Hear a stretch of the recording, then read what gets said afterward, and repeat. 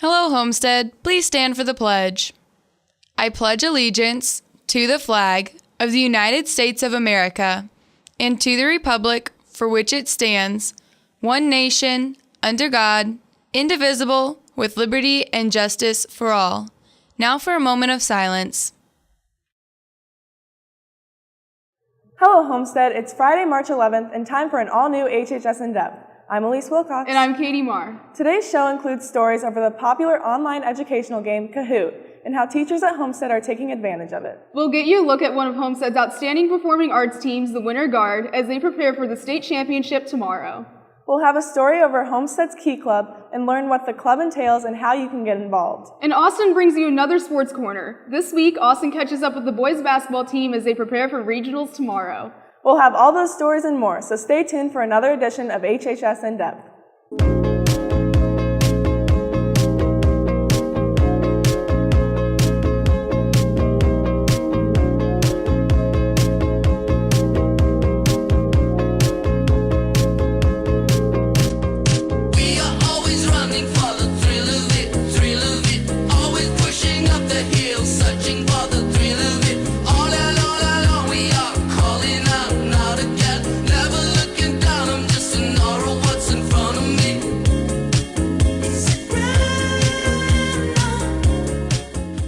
We start today's episode with a story over the popular online educational game Kahoot and how it's sweeping Homestead by storm.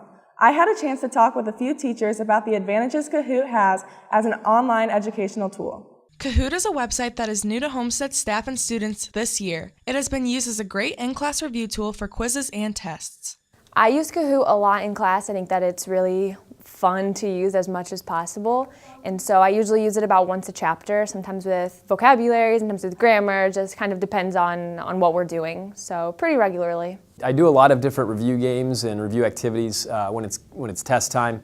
Usually we'll do like team games, but even when we do that, not every student's engaged with every question. Sometimes you'll see students kind of checking out when it's not their turn. So I think Kahoot does a nice job of keeping kids engaged for each question and it helps them along the way of kind of focusing on what we need to be reviewing and learning about. Teachers notice the positive reactions students portray when class time is taken to play Kahoot review games. Usually there's a pretty good response. I'll usually give my kids a choice when we use some sort of review game or review activity, and Kahoot usually gets quite a few votes whenever we get the opportunity. But I think the majority of them like it. Not everybody, but you're not always going to please everybody with every activity you do in class. I think everybody pretty much enjoys it. I know I've played it before and I always have fun when I'm doing it, and so I put my full effort into it. You want to make sure you're on the leaderboard. So I think that since it's so much fun and since so many students seem to like it, that it's beneficial for their learning. Kahoot is very user-friendly. However, teachers reveal interesting features within the website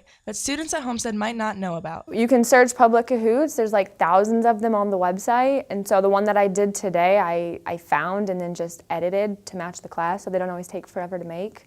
I think just the main thing a lot of students probably don't know is it does, at the end of it, it gives you a broken down report. I can pull up like a spreadsheet, a Excel spreadsheet that actually describes, each question, gives detailed readouts of who answered what, and that's the big part that's helpful because it does give you feedback on how students did and who's participating and who's trying to look like they're participating in class, but really they're not answering any of the questions. It shows you that as well. It shows everybody else answered 25 questions and, Tony only answered 2 of them. It shows you that Tony's not participating, or he's trying to show that he's participating, but he's not really doing it. This interactive study tool has put a competitive perspective to review time, and we don't see it going away anytime soon. For HHS In-Depth, I'm Elise Wilcox.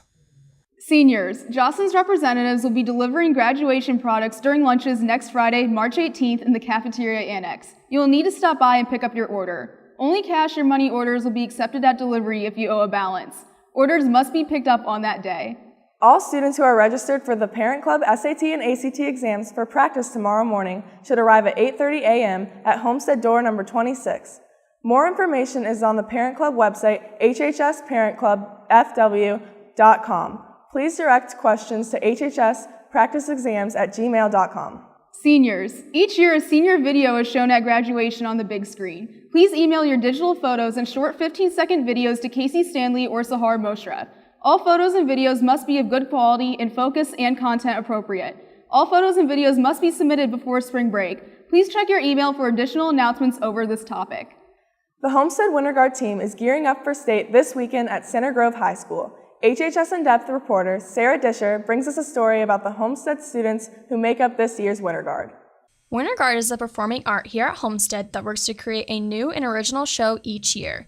This year's show focuses on self-realization and is to the music of alternative band Passion Pit. Our show is called Where We Belong, and it is about finding yourself and basically about being on the outside looking in. It came off of a song that I really liked for a long time, listening to it, and kind of the idea of finding a sense of belonging, and I think it's something that we all deal with day to day, and I think it's something that's especially heavy for high schoolers, kids of this age, trying to find a sense where they belong in the world and in their community. This year features a duet, and these performers exemplify the show's story in an intricate and creative way. So Whitney and I in the show, we have a duet, and we display your inner thoughts and like how you act. They're the same person, and it's like fighting internally with yourself to want something. Like from the opposite side of the floor, they'll touch hands from the distance, and then they'll come together and hold each other. Although Fall Color Guard feeds into Winter Guard, there are some distinct characteristics between the two.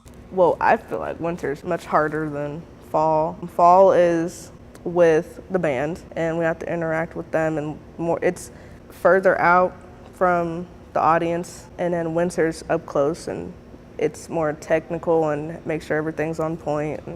I mean, the biggest difference is that there aren't any instrumentalists, so rather than having the music being produced on the field by performers, it's recorded and played over a CD on a loudspeaker. So we don't worry about other performers like the creation of music or anything, we just worry about the color guard performers themselves.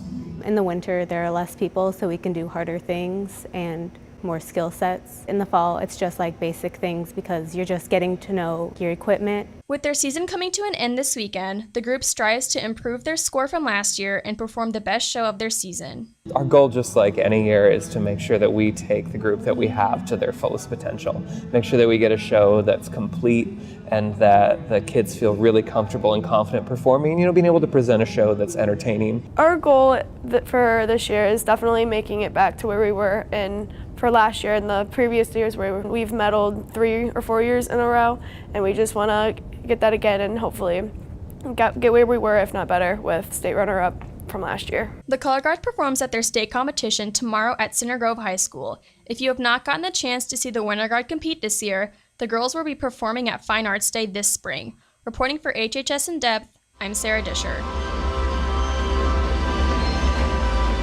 Juniors and seniors, an admissions rep from the University of St. Francis will be at Homestead on Tuesday, March 15th to meet with interested students. If you would like to attend this meeting, please sign up at Student Services at least one day prior to the visit. Seniors, if you haven't turned in your CHIPS form yet at Student Services, please do so at your earliest convenience. Homestead's World Language Clubs and Student Government would like to invite all students to a meeting after school Monday to plan this year's A Taste of Homestead, a cultural event where students will prepare food from different countries to share with other students and community members later this spring. The meeting will begin at 2:45 p.m. Monday in room 611, Senior Peepers class.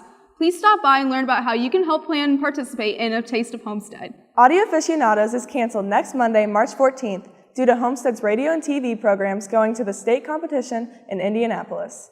The Student Learning Alliance Tutoring Club will be having an important short meeting to discuss membership and responsibilities for the rest of the year on Wednesday, March 23rd in Mr. Schmidt's room 123. This will take place directly after school and should last about 15 minutes. And now, here's a story over Homestead's Key Club. HHS In-Depth reporter Becca Malott recently had a chance to catch up with some of the students and faculty that make up one of Homestead's most popular after-school clubs.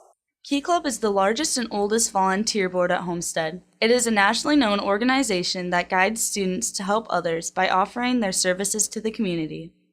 Key Club is a student-run volunteer organization at Homestead, and so we send students to events that are in need of some support and help throughout the greater Fort Wayne community in order to demonstrate that Homestead is committed to serving the better good of the community. Key Club betters the students cooperating in the way of accomplishment and also makes an excellent impression on resumes and college applications.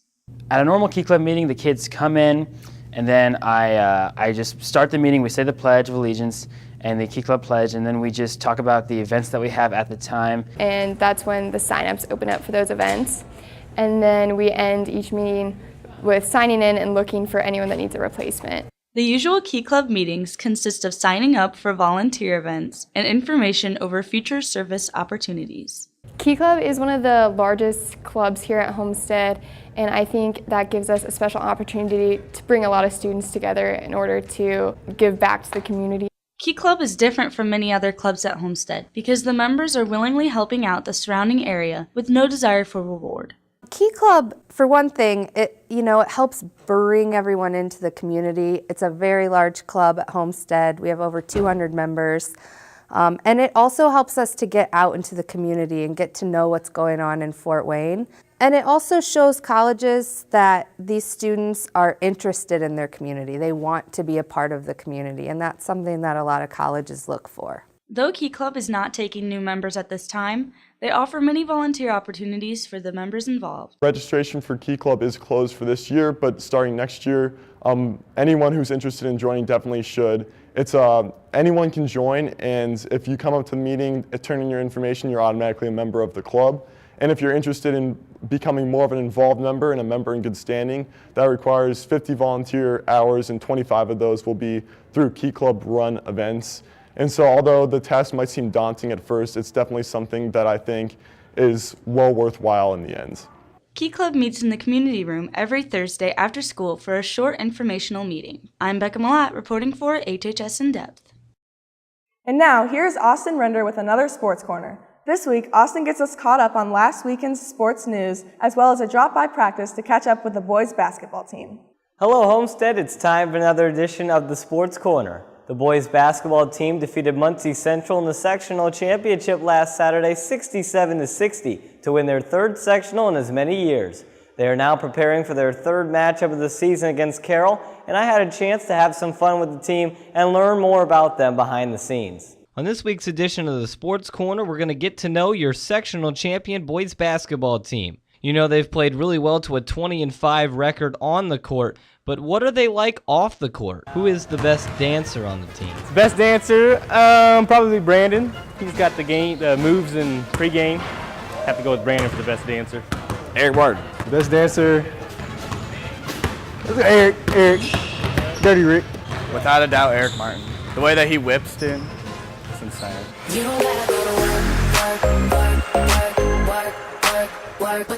Who is the best singer on the team? I've never really ridden in the car with Jack without him singing. Is it good? No, probably not, but he probably sings the most, so we'll go with Jack. Jack Ferguson.